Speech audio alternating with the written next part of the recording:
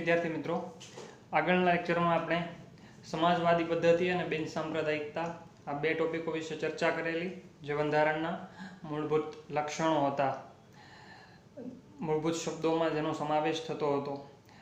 હાલમાં આપણે જે ચર્ચા કરવાના છે એ બંધારણના મૂળભૂત લક્ષણો છે. 14 જેટલા લક્ષણોની ચર્ચા છે તમને આ ચેપ્ટરની અંદર આપેલી છે. આપણે ધીરે ધીરે 14 જે લક્ષણો છે એ જોતા જઈશું અને તેની સમજ મેળવતા જઈશું. શરૂ કરીએ બંધારણના મૂળભૂત લક્ષણો. 26મી જાન્યુઆરી 1950થી અમલમાં આવેલા વિશ્વના સૌથી મોટા, વિસ્તૃત અને વિગતપૂર્ણ ભારતના લેખિત બંધારણના કેટલાક વિશિષ્ટ અને મૂળભૂત લક્ષણો નીચે મુજબ છે. 26 જાન્યુઆરી 1950 આ દિવસે આપણું બંધારણ છે એ અમલમાં મૂકવામાં આવ્યું અને આપણે સૌ જાણીએ છીએ આ દિવસને આપણે સૌ પ્રજાસત્તાક દિન તરીકે ઉજવીએ છીએ. ભારતની અંદર લોકોનું શાસન છે એ બંધારણ થકી સ્થાપિત કરવામાં આવ્યું. સૌથી મોટું બંધારણ છે વિશ્વમાં. આવડું મોટું બંધારણ કોઈ પણ દેશ પાસે નથી. વિસ્તૃત બંધારણ છે, ખૂબ વિગતો છે એની અંદર આપવામાં આવેલી છે, ચર્ચા વિચારણાઓ છે એની અંદર આપવામાં આવેલી છે અને ખૂબ સારી સમજ છે એ બંધારણ થકી નાગરિકોને આપવામાં આવે છે. એના કેટલાક મૂળભૂત લક્ષણો છે જેની ચર્ચા તમને અહીંયા કરેલી છે. 14 લક્ષણોમાંનું પહેલું લક્ષણ છે લિખિત દસ્તાવેજ. આપણે શરૂ કરીએ. લિખિત દસ્તાવેજ. લિખિત દસ્તાવેજ એટલે બંધારણ છે એ લખવામાં આવેલું હોય. તમે 8મા ધોરણમાં ભણી ગયા હશો, બંધારણ બે પ્રકારના હોય છે, એક મૌખિક બંધારણ અને એક લિખિત બંધારણ. મૌખિક બંધારણ એટલે એવું બંધારણ કે જે બંધારણ ખાલી બોલવામાં આવેલું હોય, એ ક્યાંય લખવામાં ન આવેલું, લખીને એનો સંગ્રહ કરવામાં ન આવેલો હોય. અને લિખિત બંધારણ, લિખિત દસ્તાવેજ એટલે એવું બંધારણ કે જે બંધારણ લખવામાં આવેલું હોય, જેનો લખીને યોગ્ય જગ્યાએ સંગ્રહ કરવામાં આવેલું હોય. અહીંયા પણ તમને એ જ વાત કરેલી છે. ભારતનું બંધારણ એ લિખિત દસ્તાવેજ છે. શરૂઆત તમને કરેલી છે બ્રિટન અને ઇઝરાયલના અપવાદ સિવાય ભારત સહિત દુનિયાના બધા જ લોકશાહી દેશોના બંધારણ લિખિત સ્વરૂપે છે. બ્રિટન એટલે અત્યારનું ઇંગ્લેન્ડ, જેણે આપણે ઉપર શાસન કરેલું, જે અંગ્રેજ પ્રજા ભારતને 200 વર્ષ સુધી ગુલામીમાં રાખીને ગઈ છે. બ્રિટન અને ઇઝરાયલના અપવાદ સિવાય ભારત સહિત દુનિયાના બધા જ લોકશાહી દેશોનું બંધારણ લિખિત સ્વરૂપે છે. બ્રિટન અને ઇઝરાયલ આ બે દેશો એવા છે કે જે લોકશાહી દેશો છે, છતાં પણ આ બંનેના બંધારણ છે લિખિત સ્વરૂપે જોવા મળતા નથી. લિખિત સ્વરૂપે નથી તો કયા સ્વરૂપે છે? તો કે બીજું સ્વરૂપ મૌખિક સ્વરૂપે છે. માત્ર બોલીને એ બંધારણ છે એને આગળ પ્રોસેસમાં છે લોકો માટે ઉપયોગમાં લેવામાં આવતું હશે. લખવામાં આવેલું આ બંધારણ હોતું નથી. એ મૌખિક બંધારણ છે જે બ્રિટન અને ઇઝરાયલની અંદર જોવા મળે છે. બાકી ભારત સહિત દુનિયાના તમામ દેશો કે જે લોકશાહી દેશો છે તેમાં બંધારણ લિખિત સ્વરૂપે એટલે કે લખેલા સ્વરૂપે જોવા મળે છે.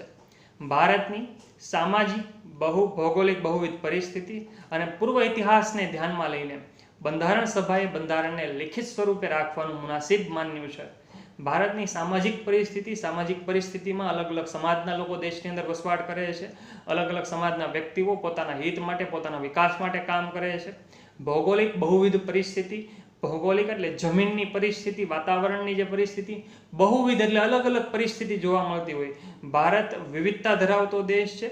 જમીનની બાબતમાં પણ વિવિધતા છે, વાતાવરણની બાબતમાં પણ વિવિધતા છે.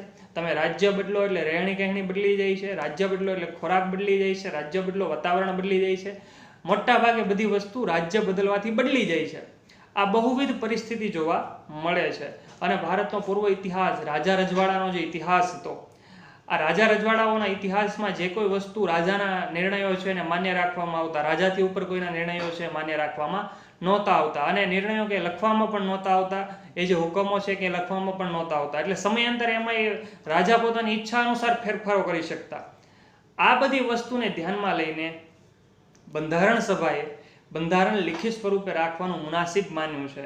અલગ અલગ સમાજના લોકોનો વિકાસ થઈ શકે, ભૌગોલિક બહુવિધ પરિસ્થિતિમાં પણ લોકો પોતાનું અસ્તિત્વ ટકાવી શકે અને પ્રાચીન સમયમાં લોકો જે દુઃખ વેઠવતા એ દુઃખ લોકોએ સહન ન કરવું પડે, એ વસ્તુને ધ્યાનમાં રાખીને બંધારણ સભાએ બંધારણને લિખિત એટલે કે લખેલા સ્વરૂપે રાખવાનું મુનાસિબ શબ્દ તમને આપેલો છે. મુનાસિબ એટલે યોગ્ય માન્યું છે. લખેલું સ્વરૂપ છે એ દેશ માટે વધારે યોગ્ય છે એ માનવામાં આવ્યું છે. ત્યાર પછી બીજો તમને ટોપિક આપેલો છે બંધારણનું કદ. ભારતનું બંધારણ 22 ભાગોમાં વહેંચાયેલું 395 અનુચ્છેદ એટલે કે આર્ટિકલ અને 8 પરિશિષ્ટો, હાલમાં 12 પરિશિષ્ટો સાથેનું છે. ભારતનું બંધારણ અલગ અલગ 22 ભાગોની અંદર વહેંચાયેલું છે. એક આખું મોટું દળદાર પુસ્તક છે, એની અંદર 22 ભાગો પાડવામાં આવેલા છે. એમાં 395 અનુચ્છેદ એટલે કે આર્ટિકલ્સ સમાવવામાં આવેલા છે. આર્ટિકલ્સ એટલે એની અંદર જે તે કાયદાને લગતી, લોકોના ઉપયોગના, લોકોના હિતો કે લોકોની ફરજોને લગતી બધી જ બાબતો છે એની ઝીણવટપૂર્વક એનું વર્ણન કરવામાં આવેલું હોય. અને 8 પરિશિષ્ટો, હાલમાં 12 પરિશિષ્ટો સાથેનું છે. પરિશિષ્ટ એટલે એવા ભાગો કે જેમાં આ બધા આર્ટિકલ્સ છે એનો સંગ્રહ યોગ્ય રીતે વ્યવસ્થિત રીતે કરવામાં આવતો હોય. 22 ભાગો છે, 395 અનુચ્છેદ એટલે કે આર્ટિકલ છે, અને 8 પરિશિષ્ટો જે હાલમાં વધીને 12 પરિશિષ્ટ થયેલા છે. આ બંધારણમાં કેન્દ્ર અને રાજ્યોની શાસન વ્યવસ્થા, તેમના આંતરસંબંધો, લોકોના મૂળભૂત હકો, ફરજો, રાજ્યનીતિના માર્ગદર્શક સિદ્ધાંતો, ન્યાયતંત્ર, ચૂંટણી પંચ, સ્થાનિક સ્વરાજની સંસ્થાઓ, લઘુમતીઓ, પછાત અને વંચિત સમૂહો માટેની ખાસ જોગવાઈઓ કરવામાં આવેલી છે. આ બંધારણની અંદર કેન્દ્ર અને રાજ્યની શાસન વ્યવસ્થા અને તેના વચ્ચેના આંતરસંબંધો કેવા હશે એની જોગવાઈઓ કરવામાં આવેલી છે. કેન્દ્રનું શાસન એટલે દિલ્હીનું શાસન. દિલ્હીની સરકારે દિલ્હીનું શાસન કઈ રીતે કરવાનું છે, કેન્દ્રની સરકારે દેશનું શાસન કઈ રીતે કરવાનું છે, અને રાજ્યની સરકાર એટલે કે ગુજરાતની સરકારે ગુજરાતનું શાસન કઈ રીતે કરવાનું છે, અને ગુજરાત રાજ્ય અને દિલ્હી જે કેન્દ્ર છે આ બંને વચ્ચેના આંતરસંબંધો કેવા હશે, બંને એકબીજાને કઈ રીતે ઉપયોગી થઈ શકશે, બંને એકબીજા સાથે મળીને કઈ રીતે રાજ્યનો અને દેશનો વિકાસ કરી શકે, આ માટેની જોગવાઈઓ છે એ બંધારણની અંદર જોવા મળે છે. લોકોના મૂળભૂત હકો, આપણે આગલા ચેપ્ટરની અંદર આ હકો છે ભણવાના છીએ. સ્વતંત્રતાનો હક છે, સમાનતાનો હક છે, શોષણ સામે વિરોધનો હક છે. દરેક વ્યક્તિને આ હકો છે એ પ્રાપ્ત થયેલા છે, જે મૂળભૂત હકો છે. ફરજો જે દેશ પ્રત્યે આપણે અદા કરવાની છે, પર્યાવરણનું જતન કરવું, સંસ્કૃતિનું જતન કરવું, પ્રાણીઓની હિંસા ન કરવી, વાતાવરણને શુદ્ધ રાખવું, આ બધી જ આપણી ફરજો છે કે જે આપણે દેશ પ્રત્યે અદા કરવાની છે. રાજ્યનીતિના માર્ગદર્શક સિદ્ધાંતો, રાજ્યને ખૂબ સારી રીતે કઈ રીતે ચલાવી શકાય, રાજ્યનો ખૂબ સારી રીતે વિકાસ કેમ કરી શકાય, આ બાબતો પણ બંધારણની અંદર જોવા મળે છે. ન્યાયતંત્ર, ન્યાયની પ્રક્રિયા કઈ રીતે ચાલશે, તાલુકા અદાલત, જિલ્લા અદાલત, વડી અદાલત અને સુપ્રીમ કોર્ટ એટલે કે સર્વોચ્ચ અદાલત, આ આખું એક ન્યાયનું સળંગ માળખું કઈ રીતે કામ કરશે, આ બાબતો પણ બંધારણમાં જણાવવામાં આવેલી છે. ચૂંટણી પંચ, અલગ અલગ સમયે ચૂંટણી આવતી હોય છે, તો 5 વર્ષના સમયગાળા દરમિયાન જે ચૂંટણીઓ આવે છે એમાં ચૂંટણી પંચ કઈ રીતે પોતાની કામગીરી બજાવશે એ બાબતોની પણ જોગવાઈઓ કરવામાં આવેલી છે. સ્થાનિક સ્વરાજની સંસ્થાઓ, સ્થાનિક સ્વરાજની સંસ્થાઓ શહેરી લેવલ ઉપર 3 હોય છે અને ગ્રામ્ય લેવલ ઉપર 3 હોય છે. શહેરી લેવલ ઉપર 3 સ્થાનિક સ્વરાજની સંસ્થા, એમાં આવશે એક નગરપાલિકા, બીજું મહાનગરપાલિકા અને ત્રીજું મહાનગર નિગમ. અને ગ્રામ્ય લેવલ ઉપર 3 સ્થાનિક સ્વરાજની સંસ્થાઓ, એમાં આવશે ગ્રામ પંચાયત, તાલુકા પંચાયત અને જિલ્લા પંચાયત. આ સ્થાનિક સ્વરાજની સંસ્થાઓનો વહીવટ કઈ રીતે કરવો એની પણ જોગવાઈઓ બંધારણની અંદર આપેલી છે. લઘુમતીઓ એટલે કે જે ધર્મની સંખ્યા દેશની અંદર ઓછી જોવા મળે છે. ભારતની અંદર હિન્દુ ધર્મ બહુમતીમાં છે, એટલે કે સૌથી વધુ સંખ્યા હિન્દુ ધર્મની જોવા મળે છે. ત્યાર પછીનો ધર્મ છે એ મુસ્લિમ છે. હિન્દુ પછી સૌથી વધુ સંખ્યા મુસ્લિમની જોવા મળે છે, અને ત્યાર પછી બધા જ ધર્મ છે એ લઘુમતીઓમાં આવતા જાય છે કે જેની સંખ્યા ધીરે ધીરે ઓછી થતી જાય છે. તો લઘુમતીનો વિકાસ કઈ રીતે કરવો એની જોગવાઈઓ પણ બંધારણની અંદર કરેલી છે. પછાત અને વંચિત સમૂહો માટેની પણ ખાસ જોગવાઈઓ છે. પછાત અને વંચિત સમૂહો એટલે એવા સમૂહો કે જે અત્યારના સમયથી માહિતગાર નથી, જેને કોઈ જ્ઞાન નથી, જેને કોઈ સમજ નથી, જે હાલમાં પણ ભટકતું જીવન ગાળતા હોય છે, જે અત્યારે પણ જંગલની અંદર વસવાટ કરતા હોય છે, જેને આપણે નામ આપેલું છે આદિવાસી લોકો, વિચરતી જાતિના લોકો. આ લોકો માટે પણ ખાસ જોગવાઈઓ બંધારણની અંદર કરવામાં આવેલી છે. અને તેથી જ આપણું બંધારણ દુનિયાના અન્ય બંધારણો કરતાં લાંબુ, વિસ્તૃત અને વિશદપૂર્ણ છે. એટલા માટે જ આ બધી જ જોગવાઈઓ અંદર કરવામાં આવેલી છે. આ બધી જ જોગવાઈઓના પરિણામ સ્વરૂપ આપણું બંધારણ છે એ દુનિયાના અન્ય દેશો છે એની કરતાં આપણું બંધારણ વધારે લાંબુ છે, કારણ કે આ બધી જ વસ્તુ ડિટેલમાં અંદરથી સમજાવવામાં આવેલી છે, વધારે વિસ્તૃત છે, વધારે સારી રીતે સમજાવવામાં આવેલી છે. વિશદપૂર્ણ એટલે શુદ્ધ અને ચોખ્ખું બંધારણ છે. એની અંદર તમે જાઓ, એ તમે વાંચો તો તમને બધી જ વસ્તુ છે એ સરળતાથી સમજી શકાય. એ પ્રકારનું બંધારણ છે આપણે બનાવેલું છે. ત્યાર પછીનો ટોપિક તમને આપેલો છે એક જ નાગરિકત્વ. આ એક જ નાગરિકત્વનો જે પ્રશ્ન છે એ 2 માર્ક્સની અંદર પૂછી શકાય છે. તમને 2 માર્ક્સમાં પ્રશ્ન પૂછાય ભારતના બંધારણનું મૂળભૂત લક્ષણ એક જ નાગરિકત્વ વિશે સમજાવો, તો તમારે આ ફકરો છે એ ફકરો લખવાનો થાય એક જ નાગરિકત્વમાં. શરૂઆતમાં તમને આપેલું છે અમેરિકા જેવા દેશમાં દરેક વ્યક્તિ બેવડું નાગરિકત્વ ધરાવે છે. એટલે કે એક યુનાઇટેડ સ્ટેટ્સ ઓફ અમેરિકાનું એટલે કે યુએસએનું, અને બીજું તે પોતે જે રાજ્યમાં વસવાટ કરતી હોય તે રાજ્યનું નાગરિકત્વ ધરાવે છે. અમેરિકા જેવા દેશમાં દરેક વ્યક્તિ બેવડું નાગરિકત્વ ધરાવે છે. વિદ્યાર્થી મિત્રો, બીજો પ્રશ્ન તમને એવો પણ પૂછી શકાય ને, સ્વાધ્યાયમાં પણ આ પ્રશ્ન આપેલો છે, સમજૂતી આપો બેવડું નાગરિકત્વ. તો તમારે આ જે 2 લીટી છે અને હજી એક ભારતની લીટી આવશે, આ લીટી છે એ તમારે લખવાની થાય કે અમેરિકા જેવા દેશમાં દરેક વ્યક્તિ બેવડું નાગરિકત્વ ધરાવે છે. બેવડું નાગરિકત્વ એટલે 2 નાગરિકત્વ એ વ્યક્તિ પાસે છે. પહેલું નાગરિકત્વ કયું? તો કે યુનાઇટેડ સ્ટેટ્સ ઓફ અમેરિકા એટલે કે યુએસએનું, કે એ વ્યક્તિ અમેરિકાનો નાગરિક છે, એનું પહેલું નાગરિકત્વ એ વ્યક્તિ પાસે છે. અને બીજું નાગરિકત્વ કયું? તો કે પોતે જે રાજ્યમાં વસવાટ કરે છે એ રાજ્યનું નાગરિકત્વ, એ અમેરિકાના જે તે રાજ્યમાં વસવાટ કરતો હોય એ રાજ્યનું નાગરિકત્વ પણ એની પાસે હોય છે.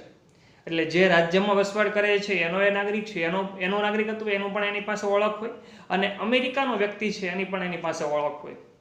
જ્યારે ભારતમાં ગમે તે રાજ્યમાં આપણે રહેતા હોઈએ, પરંતુ આપણે એક જ નાગરિકત્વ એટલે કે ભારતીય જ નાગરિકત્વ ધરાવીએ છીએ. જ્યારે ભારતમાં આ સિસ્ટમ જોવા મળતી નથી. ભારતના કોઈ પણ રાજ્યમાં તમે વસવાટ કરતા હો તો પણ ભારતનું એક જ નાગરિકત્વ છે, ભારતના એક જ નાગરિકની ઓળખ છે, એ ભારતીય નાગરિક તરીકેની ઓળખ છે. અને વર્તમાન સમયમાં આધાર કાર્ડ છે એ આપણી નાગરિકતાની ઓળખ આપે છે. તમે ક્યારેય એવું નહીં જોયું હોય કે ગુજરાતનું આધાર કાર્ડ અલગ છે અને ભારતનું આધાર કાર્ડ અલગ છે. અમેરિકામાં આ સિસ્ટમ છે કે જે રાજ્યમાં રહેતા હોય ત્યાંની ઓળખ અલગ, અને આખા દેશમાં રહેતા હોય તો દેશના નાગરિક તરીકેની ઓળખ અલગ. પણ ભારતમાં આ વસ્તુ જોવા મળતી નથી. આપણે ત્યાં રાજ્યની અલગ નાગરિકતા જેવું કંઈ જ નથી. ભારતની અંદર રાજ્યની કોઈ અલગ નાગરિકતા જોવા મળતી નથી. તમે ગુજરાતમાં વસવાટ કરો છો તો ગુજરાત સરકાર પાસેથી તમારે ગુજરાતની નાગરિકતા લેવી પડે, એવું ક્યાંય જોવા મળતું નથી. ભારતમાં માત્ર જમ્મુ અને કાશ્મીરના નાગરિકો જ બેવડું નાગરિકત્વ ધરાવે છે, એક ભારતનું અને બીજું જમ્મુ કાશ્મીર રાજ્યનું. ભારતની અંદર માત્ર જમ્મુ કાશ્મીરના નાગરિકો છે, જે ભારતનો ઉપરનો ભાગ કહેવાય, જે ભારતનું મસ્તક કહેવાય. આઝાદી સમયથી જે પ્રશ્ન ભારત અને પાકિસ્તાન વચ્ચે ઉકેલો છે, આ પ્રશ્ન અત્યારે પણ ઘણા બધા સૈનિકોનો જીવ લે છે. આ જમ્મુ કાશ્મીરના નાગરિકો છે એ બેવડું નાગરિકત્વ ધરાવે છે. એની પાસે એક ભારતનું નાગરિકત્વ છે કે એ ભારતના વ્યક્તિઓ પણ છે, અને બીજું જમ્મુ કાશ્મીરનું રાજ્ય છે એનું પણ એની પાસે નાગરિકત્વ છે કે જમ્મુ કાશ્મીર રાજ્યના પણ વ્યક્તિ છે. પરંતુ વિદ્યાર્થી મિત્રો, હવે આ વસ્તુ ભારતમાં જોવા મળતી નથી. તમે જાણતા હશો 370-35 કલમ બંધારણમાંથી દૂર કરવામાં આવેલી છે, જે જમ્મુ કાશ્મીર રાજ્યો માટેની ખાસ કલમ હતી. બંધારણમાંથી આ કલમ દૂર થઈ ત્યાર પછી જમ્મુ કાશ્મીર રાજ્ય માટેનું નાગરિકત્વ ત્યાંના વ્યક્તિઓએ મેળવવું પડતું નથી. હવે જમ્મુ કાશ્મીરને પણ ભારતની અંદર અખંડ સ્થાન આપી દેવામાં આવેલું છે, અને એ વ્યક્તિઓને પણ હવે એક જ નાગરિકત્વની જરૂર પડે છે, જે નાગરિકત્વ ફક્ત ને ફક્ત ભારત માટેનું છે. ત્યાર પછી ચોથો ટોપિક તમને આપેલો છે મજબૂત કેન્દ્રવાળું સમવાય તંત્ર. ભારતના બંધારણમાં ક્યાંય સમવાય એટલે કે ફેડરલ શબ્દનો ઉપયોગ થયો નથી. બંધારણ ભારતને રાજ્યનો સંઘ એટલે કે યુનિયન ઓફ સ્ટેટ્સ તરીકે વર્ણવે છે. આમ ભારત સંઘીય રાજ્ય છે. તમને એવું કહેવામાં આવેલું છે કે ભારતના બંધારણમાં ક્યાંય સમવાય શબ્દનો ઉપયોગ નથી થયો, ફેડરલ શબ્દનો ઉપયોગ કરવામાં નથી આવેલો. ભારતની અંદર બંધારણમાં ક્યાંય પણ સમવાય એટલે કે જે અલગ અલગ રાજ્યોને ભેગા મળીને બનતો દેશ હોય. ફેડરલ એટલે સમવાય, અને સમવાય એટલે અલગ અલગ રાજ્યોને ભેગા કરીને બનતો દેશ હોય. એવો ક્યાંય ઉપયોગ નથી કરવામાં આવ્યો. તમે જાણતા હશો કે ગુજરાત છે, રાજસ્થાન છે, મહારાષ્ટ્ર છે, જમ્મુ કાશ્મીર છે, કર્ણાટક છે, તેલંગાણા છે, આંધ્રપ્રદેશ છે, આ બધા રાજ્યો ભેગા થાય છે ત્યારે ભારત દેશ બને છે. આ સમવાય તંત્રવાળી વ્યવસ્થા છે. છતાં પણ બંધારણમાં સમવાય શબ્દનો ઉપયોગ કરવામાં આવેલો નથી. એની જગ્યાએ ભારતમાં ભારતના બંધારણમાં રાજ્યોનો સંઘ એટલે કે યુનિયન ઓફ સ્ટેટ્સ એવો શબ્દ છે એ વર્ણવવામાં આવેલો છે. આ સંઘીય રાજ્ય તરીકેની ભારતની ઓળખ છે સ્થાપિત થઈ છે. રાજ્યોનો સંઘ, બધા રાજ્યો ભેગા મળે છે તો ભારત દેશ અસ્તિત્વમાં આવે છે. જો બધા રાજ્યો ભેગા મળશે જ નહીં તો ભારત દેશ અસ્તિત્વમાં આવવાનો નથી. સંઘ શબ્દ દ્વારા ભારતમાં સંઘ એટલે કેન્દ્ર અને એકમ રાજ્યો વચ્ચે ક્યારેય ન બદલી શકાય એવા કાયમી સંબંધોની લેખિત સ્વરૂપે બંધારણમાં સ્પષ્ટતા કરવામાં આવેલી છે. એકમ રાજ્યને કેન્દ્રથી છૂટા પડવાનો અધિકાર નથી. સંઘ શબ્દ દ્વારા સંઘ એટલે કેન્દ્ર સરકાર, જે ભારતની સરકાર છે, જે આખા ભારત ઉપર શાસન કરે છે. એ કેન્દ્ર અને રાજ્ય વચ્ચે ક્યારેય ન બદલી શકાય એવા સંબંધોની લેખિત સ્વરૂપે સ્પષ્ટતા કરવામાં આવેલી છે. દિલ્હીની જે સરકાર છે દિલ્હીમાંથી જ આખા દેશનો વહીવટ કરશે અને ગુજરાતની સરકાર ગુજરાત પૂરતો જ પોતાનો વહીવટ કરવાનો છે. એવું ક્યારેય નહીં બને કે ગુજરાતની સરકાર આખા દેશનો વહીવટ કરવા માંડે અને દિલ્હીની સરકાર છે એ ગુજરાતનો વહીવટ કરવા માંડે. આવું ક્યારેય બનવાનું નથી. આવી લેખિત સ્વરૂપે સ્પષ્ટતા કરવામાં આવેલી છે. અને ભારતના કોઈ પણ એકમ રાજ્યને દેશમાંથી કેન્દ્રમાંથી છૂટા પડવાનો અધિકાર નથી. ગુજરાત ક્યારેય એવું ન કહી શકે કે અમારે આખા ભારતમાંથી છૂટું પડી જવું છે. મહારાષ્ટ્ર ક્યારેય એવું ન કહી શકે કે અમારે આખા ભારતમાંથી છૂટું પડી જવું છે. અને છૂટા પડવા માટેની માંગણી કે છૂટા પડવા માટેનું આંદોલન પણ જે તે રાજ્યો છે એ ક્યારેય ચલાવી શકતા નથી. હા, એક વસ્તુ થઈ શકે, રાજ્યનો વિસ્તાર ખૂબ મોટો હોય, વસ્તી ખૂબ વધારે હોય, વહીવટ અશક્ય હોય, તો એ મોટા રાજ્યના 2 ભાગ કરી દેવામાં આવે અને 2 અલગ અલગ રાજ્ય બનાવવામાં આવે. પણ એને હિસ્સો તો ભારતનો જ રાખવામાં આવે. ભારતમાંથી રાજ્યો અલગ થાય આ વસ્તુ ક્યારેય શક્ય બનતી નથી. સંઘ સરકારને કેટલીક વિશેષ અને ચડિયાતી સત્તાઓ આપવામાં આવેલી છે. સંઘ સરકાર એટલે કેન્દ્ર સરકારને કેટલીક વિશેષ સત્તાઓ છે, ચડિયાતી સત્તાઓ છે. એની પાસે વિશેષ જવાબદારીઓ છે, કારણ કે એના આખા દેશનો વહીવટ સંભાળવાનો હોય છે. કેન્દ્ર સરકાર અને પ્રાદેશિક સરકારો વચ્ચે સત્તાની સ્પષ્ટ વહેંચણી કરવામાં આવેલી છે. કેન્દ્ર સરકાર એટલે દિલ્હીની સરકાર અને પ્રાદેશિક સરકાર એટલે રાજ્યની સરકારો વચ્ચે સત્તાની સ્પષ્ટ વહેંચણી છે. કેન્દ્ર સરકારે કેટલાક મહત્વના કામો કરવાના હોય છે જે દેશ માટે જ ખૂબ જ જરૂરી હોય, જ્યારે રાજ્ય સરકારે રાજ્ય માટે ખૂબ જ અગત્યના હોય એવા કામો કરવાના છે. રાજ્ય સરકાર ક્યારેય કેન્દ્ર સરકારના કામ ન કરી શકે અને કેન્દ્ર સરકાર ક્યારેય રાજ્ય સરકારના કામ પણ કરી શકે નહીં. જેથી રાજ્ય સરકાર પોતાના જ પ્રદેશ ઉપર પોતાના કાર્યક્ષેત્રના અનુસંધાને પોતાના કાયદાઓ ઘડી શકે છે. કેન્દ્ર અને રાજ્યો વચ્ચે સત્તાના વિભાજન થકી બંધારણમાં બક્ષવામાં આવેલ સત્તાઓ ભોગવે છે. જેથી રાજ્ય સરકાર પોતાના પ્રદેશ પ્રમાણે છે પોતે કાયદાઓ ઘડી શકે છે અને એ કાયદાઓ પોતાના રાજ્યમાં અમલમાં મૂકી શકે છે. તમે જાણતા હશો ગુજરાતમાં દારૂબંધીનો કાયદો છે. આખા ભારતમાં નથી, કારણ કે કેન્દ્ર સરકારે કાયદો નથી ઘડેલો. ગુજરાત સરકારે કાયદો ઘડેલો છે, તો ગુજરાત પૂરતો એ અમલમાં છે અને ગુજરાત સરકાર એવો કાયદો ઘડી શકે છે. અને આવા બીજા ઘણા કાયદાઓ ઘડી શકે કે જે ખાલી ગુજરાત પૂરતા જ મર્યાદિત રહી, ગુજરાતની બહારી કાયદાઓ જાય નહીં. કેન્દ્ર અને રાજ્ય વચ્ચે સત્તાના વિભાજન થકી સત્તાઓ છે એ ભોગવવાની સ્પષ્ટતા કરેલી છે. રાજ્ય સરકાર પોતાના અનુસંધાનમાં પોતે બંધારણમાં પ્રાપ્ત થયેલી બધી સત્તાઓ ભોગવી શકે છે અને કેન્દ્ર સરકાર બંધારણ થકી જે પ્રાપ્ત સત્તાઓ થઈ છે સત્તાઓ પણ ભોગવી શકે છે. સમવાય તંત્રમાં તટસ્થ, નિષ્પક્ષ અને સ્વતંત્ર ન્યાયતંત્ર છે, જે કેન્દ્ર અને રાજ્યો વચ્ચે સત્તાના કાર્યોના વિભાજન સંદર્ભે કોઈ મડાગાંઠ ઊભી થાય તો તે બંધારણનું અર્થઘટન કરી તેનું નિરાકરણ લાવવાની કામગીરી કરે છે. સમવાય તંત્રમાં તટસ્થ, નિષ્પક્ષ અને સ્વતંત્ર ન્યાયતંત્ર છે. ન્યાયતંત્રને તટસ્થ રાખવામાં આવેલું છે, નિષ્પક્ષ રાખવામાં આવેલું છે. કોઈ પક્ષપાત ન્યાયતંત્રની બાબતમાં કરેલો નથી. ન્યાયતંત્ર ક્યારેય કોઈ વ્યક્તિની ક્યારેય કોઈ સરકારની તરફદારી કરી શકતું નથી. તટસ્થ છે, બંને પક્ષોની વાત સાંભળવાની છે અને જે યોગ્ય છે એના તરફેણમાં ચુકાદો છે એ ન્યાયતંત્રને આપવાનો છે. અને સ્વતંત્ર છે, કોઈ પણ રાજકીય વ્યક્તિ, વડાપ્રધાન લેવલના વ્યક્તિ કે રાષ્ટ્રપતિ લેવલના વ્યક્તિ ન્યાયાધીશો ઉપર કોઈ પણ ચુકાદા માટે દબાણ લાવી શકતા નથી. કેન્દ્ર અને રાજ્યો વચ્ચે સત્તા અને કાર્યનો વિભાજન સંદર્ભે કોઈ મડાગાંઠ ઊભી થાય, તમને શબ્દ આપેલો છે મડાગાંઠ. મડાગાંઠ એટલે એવી ગાંઠ કે જે ગાંઠને ક્યારેય ઉકેલી શકાય એમ હોય નહીં. આવી કોઈ પણ ગાંઠ ઊભી થાય રાજ્ય અને કેન્દ્ર વચ્ચે સત્તા અને કાર્યોને લગતી, તો એનું નિરાકરણ લાવવાની જે સત્તા છે એ સત્તા હાલના સંજોગોમાં ન્યાયતંત્ર પાસે છે. ન્યાયતંત્ર બંધારણના અનુસંધાનમાં એ જે સમસ્યા છે, એ જે મુશ્કેલી છે એનો ઉકેલ લાવી શકે છે.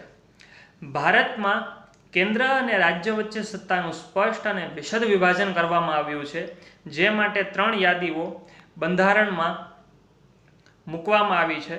ભારતમાં કેન્દ્ર સરકાર અને રાજ્ય સરકાર વચ્ચે સત્તાની સ્પષ્ટ વહેંચણી છે, વિશદ વિભાજન કરવામાં આવેલું છે. યોગ્ય અને સ્પષ્ટતાથી જે તે સત્તાઓની વહેંચણી છે એ કરવામાં આવેલી છે. એ માટેની 3 યાદીઓ છે એ બંધારણની અંદર સમાવવામાં આવેલી છે. એમાં જે પહેલી યાદી છે એ સંઘ યાદી છે, જેને કેન્દ્ર યાદી તરીકે પણ ઓળખવામાં આવે છે. બીજી યાદી છે કે એ રાજ્યની યાદી છે કે જેમાં રાજ્યને લગતા કાર્યોનો સમાવેશ થાય છે. અને ત્રીજી યાદી છે સંયુક્ત યાદી છે કે જેમાં રાજ્ય સરકાર પણ એ કામ કરી શકે અને કેન્દ્ર સરકાર પણ એ કામ છે કરી શકે છે. આપણે જોવાની છે એમાંની પહેલી યાદી કેન્દ્ર યાદી એટલે કે સંઘ યાદી, જેમાં તમને આપેલું છે સંઘ યાદીમાં કુલ 97 જેટલા વિષયોનો સમાવેશ કરવામાં આવ્યો છે. વિદ્યાર્થી મિત્રો, એક પ્રશ્ન છે પૂછી શકાય છે, સંઘ યાદીમાં કુલ કેટલા વિષયોનો સમાવેશ કરવામાં આવ્યો છે? સંઘ યાદીમાં કુલ 97 જેટલા વિષયોનો સમાવેશ કરવામાં આવેલો છે, જેમાં કાયદો ઘડવાની સંપૂર્ણ સત્તા સંસદ પાસે છે. આ 97 વિષયમાં કોઈ પણ કાયદો ઘડવો હોય, કોઈ પણ ફેરફાર કરવો હોય, કોઈ નીતિ નિયમો લાવવા હોય તો એની સંપૂર્ણ સત્તા સંસદ પાસે છે. સંસદના 2 ગૃહ છે, લોકસભા અને રાજ્યસભા. તમે 7મા ધોરણની અંદર આ વસ્તુ ભણી ગયા હશો. સંસદમાં જે ખરડો પસાર થાય કાયદો કઈ રીતે બને, લોકસભાની અંદર ચર્ચા વિચારણા થાય, ખરડો છે એ લોકસભામાંથી રાજ્યસભામાં જાય, રાજ્યસભામાં ચર્ચા વિચારણા થાય, રાજ્યસભામાંથી રાષ્ટ્રપતિ પાસે જાય, રાષ્ટ્રપતિ સહી કરે ત્યારે ખરડો છે એ કાયદાનું સ્વરૂપ ધારણ કરે. આ સંસદમાં કાયદો સુધારવાની પ્રક્રિયા છે, નીતિ નિયમો બનાવવાની સત્તા છે. આ સત્તા સંસદ પાસે છે 97 જેટલા વિષયો બાબતે, જેમાં સંરક્ષણની બાબતનો સમાવેશ થાય છે. સંરક્ષણ એટલે દેશની બોર્ડરને કઈ રીતે સલામત રાખવી, એની સત્તા કેન્દ્ર પાસે છે. વિદેશી બાબતો એટલે કે જે ફોરેન અફેર્સ હોય છે, જે વિદેશ સાથેના સંબંધો હોય છે, એનો સમાવેશ પણ કેન્દ્ર સરકારની યાદીમાં થાય છે.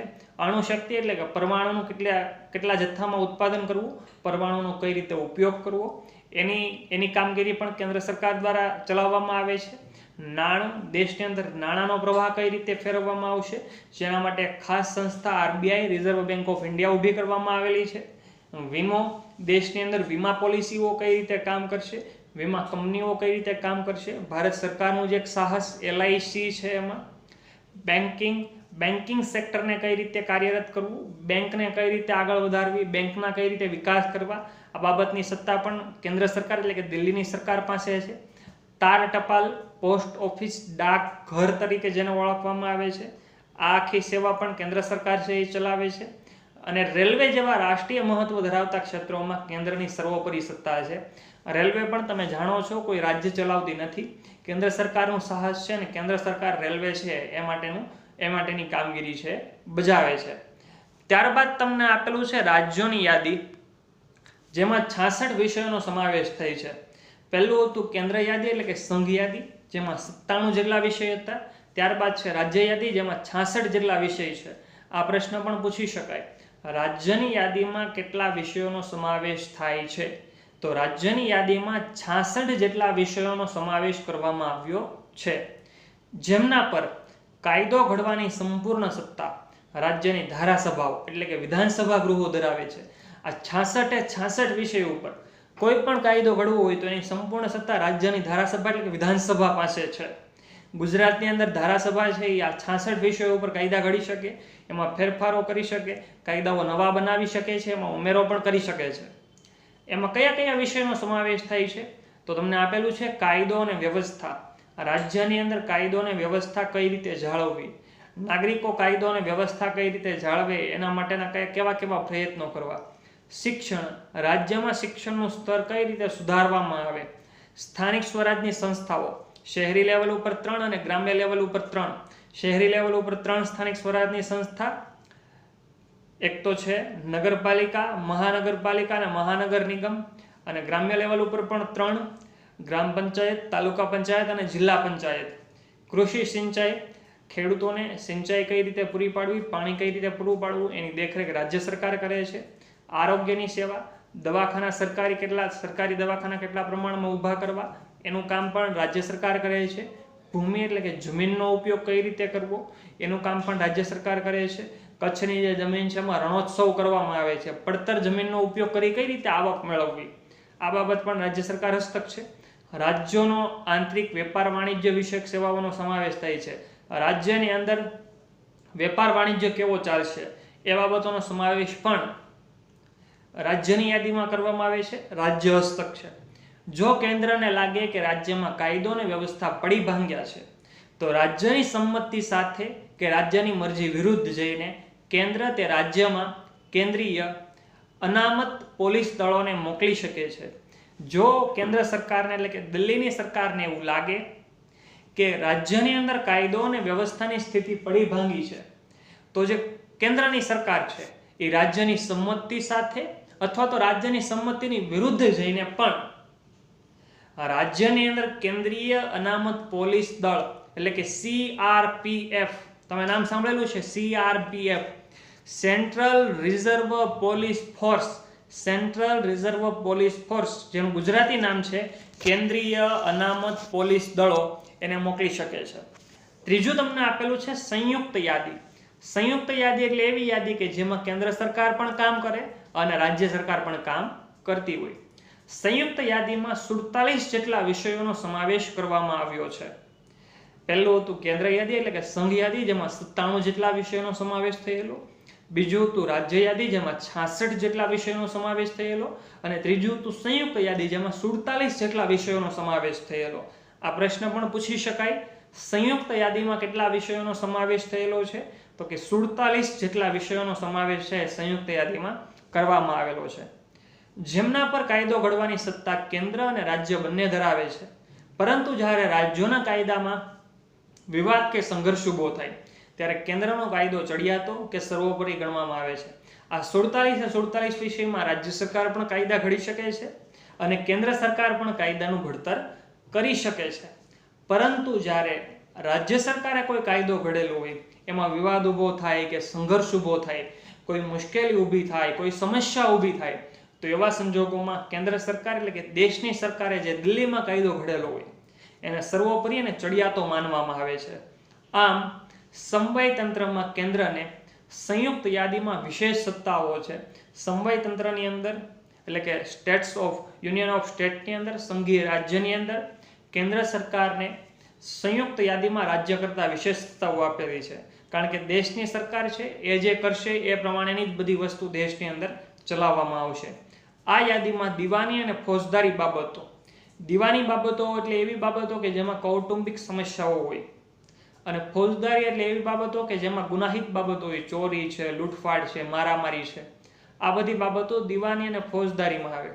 લગ્નની બાબત, એની ઉપર રાજ્ય સરકાર પણ કાયદો ઘડી શકે છે અને કેન્દ્ર સરકાર પણ કાયદો ઘડી શકે છે. છૂટાછેડા અને ભરણ પોષણની બાબત, કોઈ પણ દંપતી, કોઈ પણ બે વ્યક્તિઓ કે જે લગ્ન કરીને સાથે રહે છે, વર્ષો પછી મનમેળ ન થવાના કારણે કે અન્ય કોઈ પણ કારણસર બંને વ્યક્તિ છૂટાછેડા લઈ, છૂટાછેડાના સંજોગોમાં ક્યારેક ભરણ પોષણ પણ આપવાની પરિસ્થિતિ ઊભી થતી હોય, તો એવા સંજોગોમાં કાયદાઓ ઘડવાની સત્તા છે એ રાજ્ય સરકાર પાસે પણ છે અને કેન્દ્ર સરકાર પાસે પણ છે. શિક્ષણનો કઈ રીતે વિકાસ કરવો એ બાબતે પણ રાજ્ય અને કેન્દ્ર બંને કાયદાઓ ઘડી શકે છે. આર્થિક આયોજન, રાજ્યમાં અને દેશના વિકાસમાં પૈસા ક્યાંથી આવશે અને પૈસાનો ક્યાં ખર્ચ કરવામાં આવશે, આ બાબતોનું પણ આયોજન છે એ રાજ્ય અને કેન્દ્ર બંને કરી શકે છે. વ્યાપારી સંઘો વગેરેનો સમાવેશ થાય છે. વ્યાપારી સંઘો એટલે કે ચેમ્બર ઓફ કોમર્સ જેવી સંસ્થાઓ કે જે વેપાર સાથે સંકળાયેલી હોય, એનો સમાવેશ પણ સંયુક્ત સત્તાઓમાં થાય. અને ત્યાર પછી ચોથા મુદ્દાનો આ છેલ્લો પ્રશ્ન, શેષ સત્તાઓ એટલે કે બાકી રહેલી સત્તાઓ. 2 માર્ક્સની અંદર તમને પ્રશ્ન પૂછી શકાય, શેષ સત્તાઓ સમજાવો, તો તમારે આ જે ફકરાઓ 2 આપેલા છે લખવાના થાય. શેષ સત્તાઓમાં આ જે 2 ફકરા છે લખવાના થાય. 2 માર્ક્સની અંદર આ પ્રશ્ન છે એ પૂછી શકાય છે. જે વિષયોમાં કેન્દ્ર અને રાજ્ય વચ્ચે સત્તાની સ્પષ્ટ વહેંચણી થઈ ન શકી હોય તેવા વિષયોનો સમાવેશ શેષ સત્તાઓમાં કરવામાં આવેલો છે. જે વિષયોમાં કેન્દ્ર સરકાર અને રાજ્ય સરકાર વચ્ચે સત્તાની સ્પષ્ટ વહેંચણી ન થયેલી હોય, 3 વહેંચણી કરવામાં આવેલી છે. કેન્દ્ર એટલે કે સંઘ યાદી, જેમાં 97 વિષયો છે. રાજ્ય એટલે કે રાજ્યનો જે વિસ્તાર હોય, રાજ્યની જે સરકાર હોય એને કામ કરવાનું, એમાં 66 જેટલા વિષયો છે. સંયુક્ત યાદીમાં કેન્દ્ર અને રાજ્ય બંને કામ કરવાનું હોય, જેમાં 47 જેટલા વિષયો છે. પણ જે વસ્તુઓનો સમાવેશ કેન્દ્ર યાદીમાંય નથી, રાજ્ય યાદીમાંય નથી અને સંયુક્ત યાદીમાંય નથી, એવી દરેક બાબતોનો સમાવેશ શેષ સત્તાઓની અંદર કરવામાં આવેલો છે.